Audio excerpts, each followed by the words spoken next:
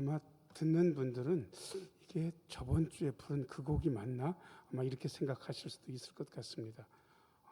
너무 오늘은 연주를 잘해가지고 박수를 보통 때보다는 더 세게 쳐야 될 것 같습니다. 우리 엘피스 앙상블에서 박수 한번 하겠습니다. 잠시 기도하고 말씀 듣습니다. 은혜로우신 주님, 이 시간 말씀하여 주옵소서. 주의 말씀 들을 때 주의 영이 약동하는 시간 되게 하여 주옵소서. 말씀 전하는 종을 불쌍히 여기시어 주의 말씀이 손상 없이 거침없이 성도들의 마음속으로 흐르게 하여 주옵소서. 예수님 이름으로 기도합니다. 아멘. 성경은 사랑 이야기입니다. 하나님의 사랑이 담뿍 들어 있습니다. 성경은 동시에 법 이야기이기도 합니다. 하나님의 법, 제사장 나라의 법, 하나님 나라의 법 이야기. 그 다음에 성경은 기적 이야기이기도 합니다. 자, 저를 따라서 하세요. 성경은 기적의 이야기입니다. 근데 그 기적에는 목표가 있습니다. 그냥 나 이런 것도 된다? 예수님께서 자랑 삼아 기적을 일으키신 것이 아니라 예수님께서 하나님의 아들 되심을 드러내기 위해서 기적을 일으키십니다. 산상변모주일인데 오늘 예수님의 놀라운 기적 이야기를 우리는 알고 있습니다. 예수님과 세 제자가 높은 산에 올라갔습니다. 그리고 안개가 샥 끼었고 예수님의 옷은 어떤 세탁업자도 그렇게 희게 할 수 없을 만큼 희게 되었고 모세와 엘리야가 나타나서 예수님께서 예루살렘에서 별세하실 것에 대해서 이야기했다라는 걸 우리는 알고 있습니다. 그때 하나님의 음성이 들렸습니다. 야, 이는 내 사랑하는 아들이고 내 기뻐하는 자야. 너희는 그의 말을 들으라. 여러분, 체험이 놀랍죠. 보는 건 얼마나 감격스럽고 좋은 일인가. 그런데 성경은 체험에서만 머물러 있지 말고 체험에서 말씀으로 나아가라고 언제나 이야기합니다. 자, 저를 따라서 하세요. 체험에서 말씀으로 나아갑니다. 우리는 인생의 배를 타고 다니는 거랑 비슷합니다. 옛날 배로 따지게 되면 배 안에 있어야 되는 중요한 한 글자짜리 기구들이 있는데 배에서 있어야 되는데 없으면 안 되는 옛날 배라고 생각하고 한 글자, 여러분들이 아시는 대로 뭐가 있습니까? 나아가려고 그러면 노가 있어야 돼요. 노. 키도 있습니다. 키는 방향을 잡기 위해서 키가 필요하고 노도 필요하고 그 다음에 이렇게 세워가지고 바람 맞게 하는 게 이게 뭡니까? 돛. 그 다음에 또 하나 배가 막 머물러서 뭐 작업을 할 때 막 떠내려가면 안 되니까 밑에다 내리는 게 있습니다. 그러면 그건 뭡니까? 그건 닻이라 그럽니다. 그러니까 키도 있고 노도 있고 돛도 있고 닷도 있는데 여러분 말씀은 뭐하고 비슷할까? 놀까? 킬까? 키도 괜찮습니다. 그런데 저는 오늘 닻이라는 글자를 여러분들에게 다시 한번 강조하고 싶습니다. 자, 저를 따라서 하세요. 하나님의 말씀은 내 인생의 닻입니다. 다 흔들릴 수 있는데 닷 내리고 나면 배가 단단하게 거기 고정되잖아요. 저는 진짜로 깊은 바다, 그야말로 밑에가 너무 깊어가지고 닻이 안 닿으면 어떻게 하는가. 우리 김영훈 목사님이 이쪽이 전공이시잖아요. 그래서 여쭤봤어요. 그런데 중간에 물 속에서 펼치는, 밑바닥이 안 닿아도 펼치는 닻이 있다는 얘기를 제가 들었습니다. 그래서 배가 고정돼 있는 거죠. 사실은 그렇게 해서 우리의 인생의 배가 흔들리지 않게 잘 있을 수 있습니다. 한 번만 더 저를 따라서 하세요. 내 인생 배의 닻은 하나님의 말씀입니다. 이런 걸 기본적으로 두고 오늘 제가 본문으로 고른 말씀은 베드로 후서의 말씀입니다. 베드로는 순교를 앞두고 있었습니다. 그리고 얼마 살지 못한다는 걸 이미 눈치챘습니다. 그리고 유언적인 말씀을 베드로 후서에 했습니다. 고통당하는 교인들, 믿음의 후배들에게 그야말로 타는 듯한 마음 가지고 자신의 권위를 가지고 말씀으로 권면했는데 이 말씀으로 권면하는 내용이 체험에서 말씀으로 나아가야 된다는 사실을 우리에게 일러주고 있습니다. 제가 세 가지로 말씀드리려고 합니다. 1번입니다. 1번 같이 한번 읽어요. 자, 시작. 예수님의 나타나심은 만들어낸 이야기가 아니라 목격한 사실입니다. 여러분, 야, 나 들었는데? 아니, 나 봤어. 그러면 들은 사람이 이깁니까? 본 사람이 이깁니까? 본 사람이 이기잖아요. 예수님의 이야기, 예수님의 나타나심의 이야기가 단순히 들은 얘기가 아니라 목격한 사실, 역사적 사실에 기반하고 있다고 오늘 말씀이 이야기합니다. 16절 말씀, 16절 같이 한번 읽어야 시작. 우리 주 예수 그리스도의 능력과 강림하심을 너희에게 알게 한 것이 교묘히 만든 이야기를 따른 것이 아니요 우리는 그의 크신 위엄을 친히 본 자라.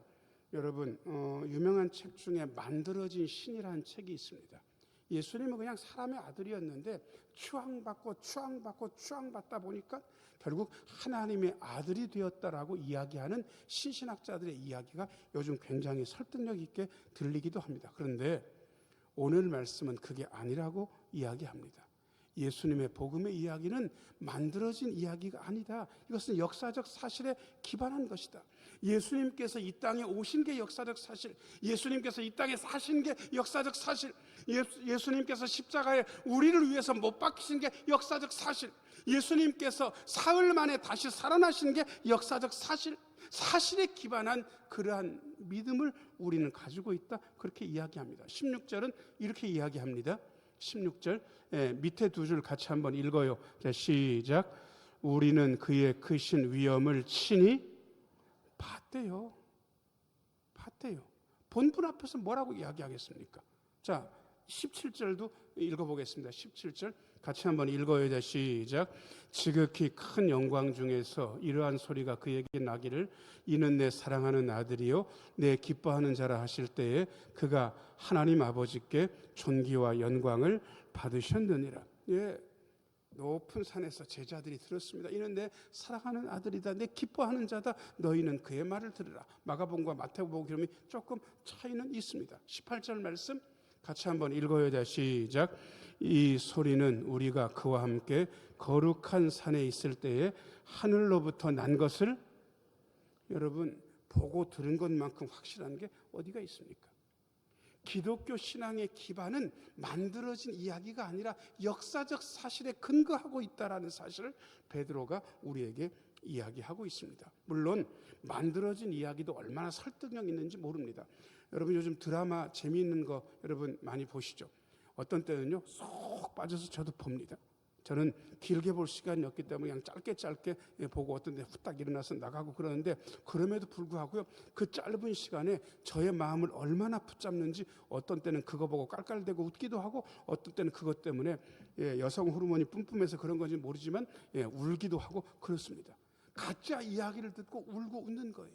근데 우리의 신앙은 이야기에 기반한 것이 아니라 역사적 사실에 근거를 두고 있다라고 베드로 사도는 우리에게 여전히 이루고 있습니다. 진짜 사실에 기반해서 믿는 분들이 복음의 말씀을 듣고 웃지도 않고 울지도 않게 되면 그것은 복음 때문인지 우리의 마음이 강팍해서 그런지 다시 한번 생각해야 됩니다. 자, 다시 한번 말씀드립니다. 우리의 신앙은 사실입니다. 역사적 사실입니다. 사실에 기반한 신앙. 그러니까 우리가 다시 한번 우리의 믿음을 공고히 할 필요가 있습니다. 자, 그런데 오늘 사도 베드로는 희한한 얘기를 합니다. 왜냐 그러면 야, 나 이거 봤어. 들은 사람 앞에서 나 봤어 그러면 그냥 끝나는 거잖아요. 본 것처럼 확실한 사실이 어디가 있습니까? 그런데 베드로 사도는 본 것보다 더 확실한 게 있다, 이렇게 이야기합니다. 2번입니다. 2번 같이 한번 읽어야 시작. 목격한 사실보다 더 확실한 예언의 말씀이 있습니다. 19절 말씀, 19절 같이 한번 읽어야 시작. 또 우리에게는 더 확실한 예언이 있어 어두운 데를 비추는 등불과 같으니 날이 새어 샛별이 너희 마음에 떠오르기까지 너희가 이것을 주의하는 것이 옳으니라. 아멘. 여러분, 우리에게 덜 확실한 예언, 더 확실한 예언, 더 확실한, 뭐보다 더 확실합니까? 아까 위험을 친히 봤다고 얘기했잖아요. 그의 음성을 친히 들었다고 그랬잖아요. 보고 들은 것보다 더 확실한 예언이 있다. 여러분, 이게 말이 됩니까? 눈으로 보고 귀로 들은 것보다 더 확실한 게 있다라고 사도 베드로가 이야기합니다. 저는 예전에 제 감각을 맹신하는 쪽이었습니다. 그런데 나이가 들면서 제가 우리의 감각이 왜곡될 수 있다는 생각을 조금씩 하기 시작했습니다. 여러분 엘리베이터를 1층에서 탔어요. 1층에서 15층까지 올라간다고 치고 엘리베이터 속도가 꽤 빨라요. 올라갈 때 올라가는 거를 혹시 못 느끼시는 분, 야, 이게 올라가고 있다라는 거, 내가 멈춰 서 있기 때문에 올라간다는 걸 못 느끼시는 분 있으면 손 한번 들어보세요. 없으세요? 혹시 못 느끼시는 분 있으면 얼른 병원 가셔야 돼요. 진짜로요. 근데 심각한 질환이 있을 수 있거든요. 자, 그 다음에 15층에서 내렸다가 이를 보고 15층에서 엘리베이터를 탔어요. 나는 멈춰 서 있는데 엘리베이터가 내려가는데 혹시 내려간다는 걸 못 느끼시는 분이 있으면 손 들어보세요. 이것도 심각해요. 그렇잖아요. 우리가 오르락 내리락 하는 이 몸의 느낌만큼 정확한 게 어디가 있습니까? 그런데 제가 이게 왜곡될 수 있다, 이 느낌이 사실에 기반하지 않고 이 머릿속에서만 일어날 수도 있다는 사실을 어떻게 깨닫냐 그러면요, 요즘은 그런 꿈을 거의 안 꾸다가 얼마 전에 제가 높은 데서 일하다가 떨어지는 꿈을 꿨어요. 한참 떨어지는 하고 막 꿈에서 이렇게 놀랐는데, 여러분 제가 진짜로 떨어진 거겠습니까? 떨어진다고 꿈에서 느꼈겠습니까? 꿈에서 느낀 거예요. 그런데 저는 그 느낌이 너무 생생해. 이 떨어지는 꿈. 보통 그런 꿈을 꾸면 키가 큰다고 그렇게 되어 있는데, 저는 제 생각에 살이 빠질래나 그랬는데 다음날 체중을 재봐도 살도 안 빠지고 키는 그대로인 것 같고, 아무튼 이 떨어지는 느낌의 꿈을 길게 꾼 거예요. 제 감각이 잘못될 수도 있네, 이 생각이 드는 거예요. 여러분, 세상을 느끼는 감각이 언제나 올바르다고 생각하십니까? 제가 부목사 때 저희 교구의 할머니, 신앙 좋은 할머니 집사님이 귀신 들렸다고 저보고 빨리 가서 예배 드려달라고 해가지고 제가 부랴부랴 간 적이 있습니다. 왜 귀신 들렸다고 얘기를 했냐, 구역장님한테 물어보니까 이분이 세상에 자기 팔뚝의 피부를 거의 이만큼 뜯어냈어요. 나이 드신 분인데. 그래서 그때는 제가 정신이, 그분이 제대로 돌아와가지고 물어봐서, 할머니 집사님 왜 이거를 뜯어냈냐고. 그러니까 목사님 얘기 좀 들어보래. 제가 제 팔뚝을 뜯어냈겠냐고. 가만히 앉아있는데 벽에서 사자 머리 같은 게 튀어나와가지고 자기를 물려고 했다는 거예요. 그래가지고 사자 머리를 가만히 있을 수는 없으니까 쥐어 뜯었대. 그런데 옆에서 할아버지, 멀쩡한 할아버지 보니까 사자 머리를 쥐어 뜯고 있겠습니까? 자기 팔뚝을 쥐어 뜯고 있겠습니까? 팔뚝을 쥐어 뜯고 있는 거예요. 여러분, 이걸 일컬어 뭐라고 얘기하냐 그러면 선망이다, 이렇게 이야기합니다. 이상한 거 보는 거예요.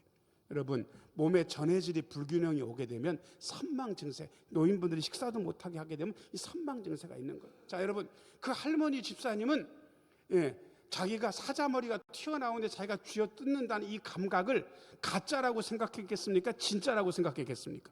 진짜. 그런데 실제는 뭐였습니까? 진짜 사자머리를 쥐어 뜯고 있는 겁니까? 자기 팔뚝의 피부를 쥐어 뜯은 겁니까? 자기 팔뚝의 피부를 쥐어 뜯은 거예요. 딱 보니까 귀신 들린 거 아니잖아요. 그래서 기도해드리고 식사는 좀 하셨냐고. 요즘 설사병이 나가지고 식사를 거의 못했대. 근데 조금씩 드셔야 된다고. 설사를 해도 괜찮으니까 미음도 드셔보고 좀 드셔보라고. 그렇게 해가지고는 제가 의사도 아니면서 식사하시라고 처방을 하고 3일 만에 갔더니, 여러분, 계속 귀신 들려서 쥐어 뜯고 있겠습니까? 나았겠습니까? 귀신 들린 게 아닌가, 나은 거예요. 감각. 이 감각이 우리가 본다라는 감각, 귀로 듣는다는 감각, 위로 올라간다는 감각, 밑으로 내려간다는 감각이 어떤 때는 제대로 감각하지 못할 때가 많다는 거예요. 그 감각보다 더 확실한 게 있다고 오늘 말씀이 이야기하고 있습니다. 19절 말씀 비춰줘 보세요. 19절. 세 번째 줄까지 같이 한번 읽겠습니다. 시작. 또 우리에게는 더 확실한 예언이 있어 어두운 데를 비추는 등불과 같으니. 어두우면 우리의 감각은 거의 바닥이잖아요. 보는 감각 같은 거. 근데 예언은 등불과 같다고. 등불이 있어야 제대로 볼 수 있잖아요. 자, 그 다음에 밑에 네 번째 줄, 다섯 번째 줄은 이게 너무 해석하기가 어려우니까 맨 밑에 줄만 읽어보겠습니다. 자, 시작. 너희가 이것을 주의하는 것이 옳으니라. 사실 이 19절 말씀 읽으면서 네 번째 줄, 다섯 번째 줄 안 읽어도 돼요. 또 우리에게는 더 확실한 예언이 있어 어두운 데를 비추는 등불과 같으니 너희가 이것을 주의하는 것이 옳으니라. 확실한 예언에 주의하는 게 옳다라고 이렇게 읽어도 아무 문제가 없어요. 무슨 문제가 있겠습니까? 그런데 제가 왜 밑에서 두 번째 줄, 세 번째 줄 안 읽었냐 그러면 이게 논란거리가 어마어마하게 많은 말씀이라서 그렇습니다. 네 번째 줄, 다섯 번째 줄 같이 한번 읽어요. 자, 시작. 날이 새어 샛별이 너희 마음에 떠오르기까지. 샛별이 마음에 떠오른다는 게 도대체 무슨 얘기입니까? 그때까지는 예언의 말씀에 주의하는 게 좋다라는 게 무슨 뜻이냐고. 날이 새어 샛별이 너희 마음에 떠오르기까지. 이것 때문에 신학자들이 논쟁이 어마어마하게 많이 됐습니다. 누구는 이렇다, 누구는 저렇다, 논쟁이 많은데, 저는 논쟁이 있으면 논쟁을 잘 살핀 다음에 뭐가 사실일 가능성이 많은가 그랬더니, 전생거 다시 한번 띄워줘 보세요. 언제나 저는 간단하고 단순한 것이 정답일 가능성이 많다는 걸 지금까지 경험으로 알기 시작했습니다. 자, 저를 따라서 하세요. 간단한 게 정답입니다. 그럼 간단하게 어떻게 해결하면 되냐 그러면요, 샛별은 그리스도를 상징하는 거거든요. 떠오른다는 것은 재림을 상징합니다. 그러니까 이렇게 이야기하면 됩니다. 우리는 확실한 예언이 있는데 등불과 같아서 예언의 말씀에 주의해야 됩니다. 그리스도께서 재림하실 때까지 예언의 말씀에 주의하는 게 옳습니다. 이렇게 해석하면 딱 떨어지는데, 근데 이렇게 단순하게 이야기하고 나면 뭐가 문제냐 그러면, 지금 샛별이 어디에 떠오릅니까? 세상에 떠오르는 거예요? 마음에 떠오르는 거예요? 아니, 예수님이 오시는 것은 천지만물이 다 알게 오시는데 왜 하필 샛별이 마음에 떠오른다고 그렇게 얘기했을까? 이렇게 물어보는 분들이 있는 거예요, 신학자들 중에도. 근데 여러분, 예수님이 오시면 그거를 이해하고 어디에 떠오르는 거랑 똑같습니까? 마음에 떠오르는 거랑 똑같습니다. 그러니까 별 의미를 안 두고 이걸 읽으면 너무 분명한 거예요. 여러분, 예수님이 오실 때까지 우리는 예언의 말씀, 좀 더 달리 이야기하면 말씀에 주의하는 것이 우리가 신앙생활 해나가는 방법입니다. 자, 저를 따라서 하세요. 예수님 오실 때까지 말씀에 주의해야 됩니다. 마가복음 9장 7절도 한번 읽어보겠습니다. 마가복음 9장 7절 같이 한번 읽어요. 자, 시작. 마침 구름이 와서 그들을 덮으며 구름 속에서 소리가 나되 이는 내 사랑하는 아들이니 너희는 뭘 들으라? 그의 말을 들으라. 그의 말 들으라. 지금 예수님께서 모세하고 엘리야하고 같이 장엄하게 이야기하는 이 광경이 얼마나 장엄하고 멋들어집니까? 그런데 하나님께서 오셔서 결론 내린 말씀, 야, 멋지지? 계속 봐. 이런 광경 다시 보기 힘들다. 이렇게 말씀하신 것이 아니라 이제는 누구의 말을 들으라? 예수님의 말씀을 들으라고 하나님께서 일러주시는 거예요. 여러분, 우리의 신앙생활의 목표가 뭡니까? 체험입니까? 아닙니다. 자, 저를 따라서 하세요. 우리의 신앙의 목표는 체험을 넘어서 말씀을 받아들이는 것입니다. 말씀을 인정하는 거, 이게 우리의 신앙의 방법이고, 체험을 넘어서는 확실한 말씀 신앙으로 나아가는 방법입니다. 제가 두 번째까지 말씀드렸습니다. 세 번째, 3번 같이 한번 읽어요. 자, 시작. 성령의 감동으로 된 성경 말씀은 하나님의 뜻에 맞게 풀어야 합니다. 20절, 21절 같이 한번 읽어요. 자, 시작. 먼저 알 것은 성경의 모든 예언은 사사로이 풀 것이 아니니 예언은 언제든지 사람의 뜻으로 낸 것이 아니요 오직 성령의 감동하심을 받은 사람들이 하나님께 받아 말한 것임이라. 아멘. 우리는 성경책을 보통은 말로 듣습니까? 글자로 봅니까? 글자로 보죠. 그러니까 일단 우리는 글자로 된 성경을 읽어요. 그런데 성경 글자가 있기 전에 글자로 있었겠습니까? 말이 있었겠습니까? 말. 하나님께서 들려주신 말이 있었어요. 그 말을 옮겨 적은 게 성경이죠. 그러니까 성경 말씀, 글자로 된 성경이 있기 전에 말씀, 우리가 들을 수 있는 말이 있었어요. 자, 그런데 여기까지만 이해하면 되는 거 아니에요. 말 이전에 뭔가 있었기 때문에 말이 생겨났습니다. 제가 지금 목이 말라요. 이게 행동, 이렇게 됐잖아요. 요게 여러분, 제가 이렇게 움직인 거, 혹시 제가 목이 마르다고 말한 거는 그 말 이전에, 움직이는 행동 전에 뭐가 있었습니까? 목 마르다는 생각, 물을 마시고 싶다는 생각, 조금 더 달리 이야기하면 목 마르다는 마음, 물을 마시고 싶다는 마음이 있었던 거예요. 자, 그러면 글자가 있는 게 아니고 글자 이전에 뭐가 있습니까? 말이 있고, 말 이전에 뭐가 있습니까? 마음이 있는 거예요. 자, 우리는 어떻게 여기까지 다다르냐 그러면 글자를 봐요. 글자를 본 다음에 그 글자 이전에 말을 이해를 해요. 말을 이해한 다음에 지금 여기 하나님의 마음, 이 글자에 담겨 있고 말에 담겨 있으니까 어디까지 가야 됩니까? 하나님의 마음까지 가야 되는 거예요. 보통은 여러분들이 연애 편지를 읽어보신 경험이 있는지 모르겠는데 저는 좀 있습니다. 쓰기도 했고 읽기도 했는데 그 편지를 읽으면 글자만 읽는 게 아닙니다. 말을 이해합니다. 아, 이렇게 쓰는구나. 말이 이해됐죠? 그 다음에 그 연애 편지를 쓴 제 아내의 마음을 만집니까? 만지는 거예요. 성경도 똑같아요. 우리가 성경의 글자를 읽어요. 성경의 글자로 쓰여진 그 말을 이해를 해요. 그 다음에 그 말 속에 담겨진 하나님의 뭘 알게 됩니까? 마음을 알게 되는 거예요. 성경은 그렇게 읽어야 되는데 많은 분들이요 글자만 읽어요. 아니 조금 더 읽으면 말의 뜻을 이해를 해요. 근데 거기까지만 가면 안 되고 거기에 담긴 하나님의 마음을 만질 수 있어야 되거든요. 그 마음까지 가야 제대로 성경 말씀을 읽게 되는 겁니다. 왜냐 그러면 21절 다시 한번 비춰줘 보세요. 목사님 여기에 마음이라는 말은 없는데 아니요. 자, 예언은 언제든지 사람의 뜻으로 낸 것이 아니요 오직 하나님의 마음을 느낀 사람들이 하나님께 받아 말한 것입니다. 성령의 감동은 하나님의 마음을 느낀 거예요. 자, 저를 따라서 하세요. 성령의 감동은 하나님의 마음을 느끼는 것입니다. 예, 하나님의 마음.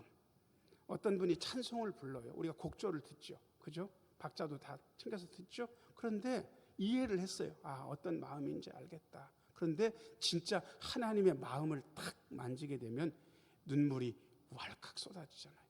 제가 아는 전과도 몇 범이죠. 그분이 어떻게 개심을 했냐 그러면 기도원에 갔는데 예배 전에 거기 밴드가 나와가지고 찬양을 한 15분 내지 20분 찬양 인도자도 없이 그냥 연주를 하는 거예요. 근데 죄짐 맡은 우리 구주가 나중에 보니까 그 찬송이 흘러오고 있었대. 자기가 다른 찬송은 몰라도 그거 가사를 자기가 안대. 죄짐 맡은 우리 구주를. 근데 그 가사가 그날따라 들리기 시작했다는 거예요. 그리고 조금 있으니까 그 밴드 쪽에서 뭐 말랑한 손뭉치 같은 게 이렇게 날아오는 것처럼 느끼고 자기 여기에 들러붙었대. 그리고 자기가 그때부터 눈물이 흐르기 시작했고 설교자가 나와가지고 예배 끝날 때까지 울었대. 여러분 뭘 만진 겁니까? 누구의 마음? 나를 향하신 하나님의 마음이 만져진 거예요.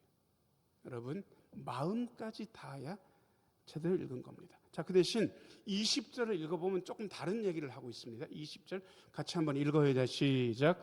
먼저 알 것은 성경의 모든 예언은 성경을 읽다 보면 모르는 데가 안 나옵니까? 나와요. 그러면 방법은 여러 가지 있는데 모르는 것을 그냥 남겨두고 읽는 방법이 있습니다. 보통 이렇게 읽어도 큰 문제는 없습니다. 그런데 진짜 알고 싶으면 이럴 것 같아 이렇게 생각하면 안 됩니다. 왜냐 그러면 그때는 도움받을 사람도 있고 도움받을 도구도 있습니다. 수많은 책들이 있고요. 그 다음에 목사는 그래서 필요한 목사님 저는 이 말씀 뜻이 이런 것 같은데 목사님은 어떻게 생각하십니까? 물으면 목사도 다 알진 못하지만 그래도 많이 봤으니까 이거는 이런 뜻입니다. 이렇게 말하는 사람도 있고 이렇게 말하는 사람도 있고 이렇게 말하는 사람도 있는데 저는 예전에는 이렇게 생각하다가 요즘은 생각이 좀 바뀌었습니다. 뭐 이렇게 얘기해 줄 수도 있는 거예요. 여러분 다시 말씀드립니다. 확인해야 됩니다. 사사로이 풀면 안 된다는 이야기는 자 저를 따라서 하세요. 성경 말씀은 확인해야 됩니다. 여러분 이럴 것이라고 추측하시면 안 됩니다. 그렇게 확인하면서 우리는 하나님의 마음에 더 다가가게 됩니다. 사랑하는 여러분, 우리의 신앙은 체험에서만 끝나는 것이 아니라 체험에서부터 시작해서 말씀으로 나아가는 신앙, 말씀 신앙입니다. 자, 저를 따라서 하세요. 체험 신앙에서 말씀 신앙으로 나아갑니다. 오늘 말씀을 제가 요약해서 세 문장으로 만들었습니다. 같이 한번 읽어요. 자, 시작. 복음은 역사적 사실이며 기록된 성경은 확실한 근거입니다. 두 번째 문장. 말씀은 성령의 감동으로 된 것이니 우리는 말씀에 복종해야 됩니다. 살다 보면요, 내 생각대로 안 되고 말씀대로 됩니다. 그러니까 말씀에 복종해야 되고요. 다음 문장 같이 한번 읽어요. 자, 시작. 올 한 해 세상 소리에 흔들리지 말고 더 확실한 말씀의 등불을 들고 다시 오실 주님을 맞을 때까지 동행합시다. 말씀과 동행하는 우리 모두가 되시기를 예수님의 이름으로 축원합니다. 은혜로우신 아버지 하나님, 복음이 역사적 사실이며 기록된 성경이 확실한 근거이니 늘 말씀에 집중하고 말씀에 복종하게 하여 주옵소서. 세상 소리에 흔들리지 말고 하나님의 말씀 안으로 나아가는 우리 모두가 되게 하여 주옵소서. 예수님 이름으로 기도합니다.